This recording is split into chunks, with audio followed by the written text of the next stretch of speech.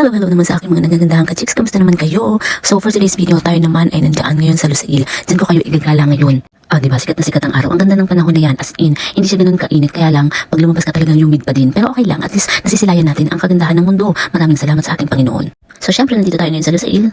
Bibigyan ko kayo ng napaka-liit na information about sa Lusail. Ang Lusail nga pala, aking mga ka-chicks, ay isa sa pangalawang pinakamalaking city dito sa Qatar after Doha. At isa din ang Lusail sa pinaka-productive city dito sa Doha. As in, makikita nyo yung mga magagandang building dyan na talaga namang pinag-isipan ng mga architect and engineers. At syempre, ang Lusail din ang isa sa pinaka-maganda at pinakasikat kapag dating sa pasyalan. Kasi syempre, nandiyan yung Lusail Stadium was one of the venues last 2022 FIFA World Cup. At syempre, nandiyan din yung pinapasyalan kong Vendome Mall na isa sa pinaka-luxurious mall dito sa Doha. And it is also the site of a Formula 1's racetrack where the first Qatar Grand Prix was held in 2021.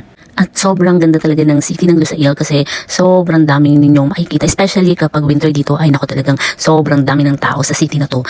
More than 45 minutes or 40 minutes yung travel namin from Doha to Lusail City.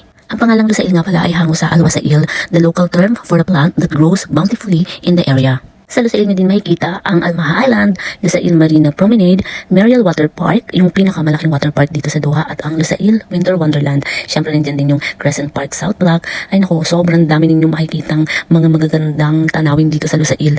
Lusail proudly claims to be the most technologically and advanced city in the region, if not the world, beyond its high-speed fiber network, centralized cooling system, and unwavering commitment to sustainability. The city pulsates with vibrancy as its population grows beyond 200,000. At alam niyo din ba na ang Lusail, it's a modern, sustainable, and multicultural city that promises an advantage for hospitality, tourism, and investments in Qatar with 19 districts, 22 hotels, and population nearing 450,000. Lusail is set to become the smart heart of the future.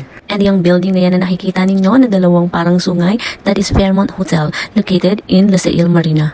Diba? Diyan pa lang sa Lusail, busog na ang iyong mga mata.